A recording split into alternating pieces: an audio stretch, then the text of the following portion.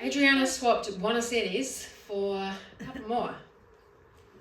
I reckon that's not a direct swap. In my head. Like, no disrespect to Buenos Aires, but see what I did there? I'm trying to lighten the mood up mostly for myself. But she now calls Papamoa home. She is an author who celebrates uniqueness and joy, and tonight she's bringing both to our stage. Please welcome a storyteller who proves that even with new roots, the branches can grow strong. Put your hands together for Adriana Litchfield.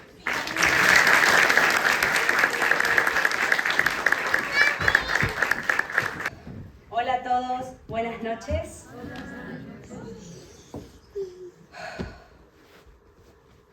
As a lifelong romantic, a dreamer, and a soap opera fan, I love the idea to everlasting love, but life had other plans for me.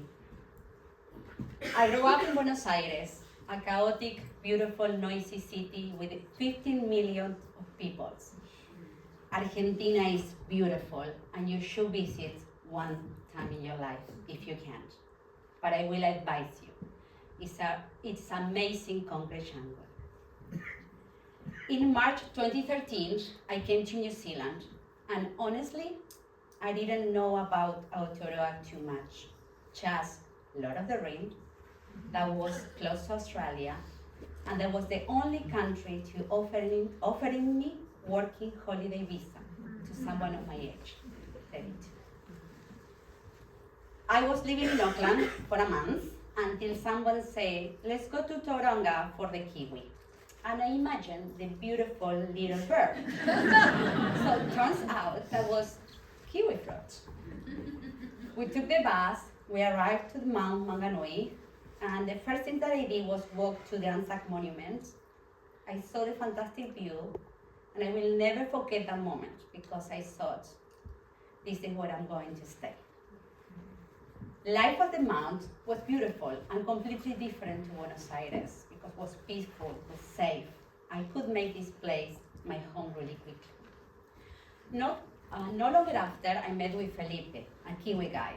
He introduced me in so many firsts. My first snow, my first Ghana, and also my first time using a shotgun.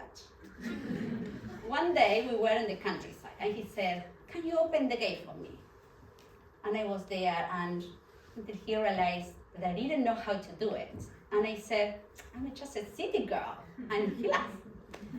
So in our first Christmas, we went to camping. Well, glamping. Our spot has had everything because a few kilometers away was another site with no lights, no toilet, nothing. And I thought that was really lucky. We lived together for 2 years, and I thought he was the only. But love changed, and ours ended. After a few failed relationships, I decided to focus on myself, save money, and I'm planning my dream trip to Europe. One night at salsa dancing, I reconnect with Lance, our old friend, but we always enjoy each other's company. But that time feels different.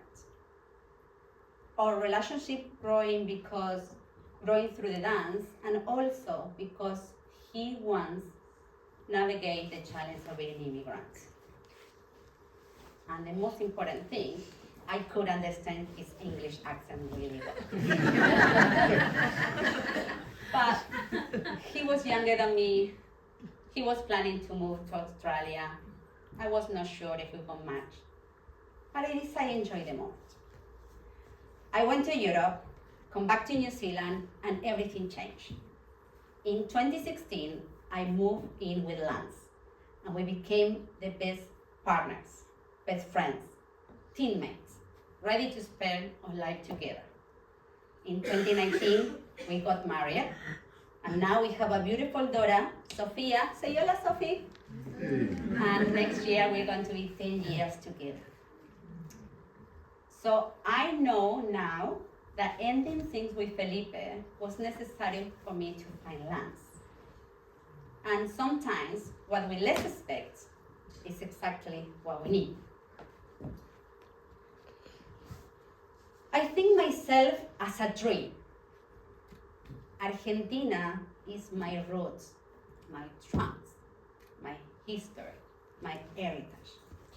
New Zealand, my branches, my leaf, my blossom. The place that I have truly flourished. So, here is what I learned. Life detours often lead us exactly where we are meant to go. We just have to be willing to take them. Gracias.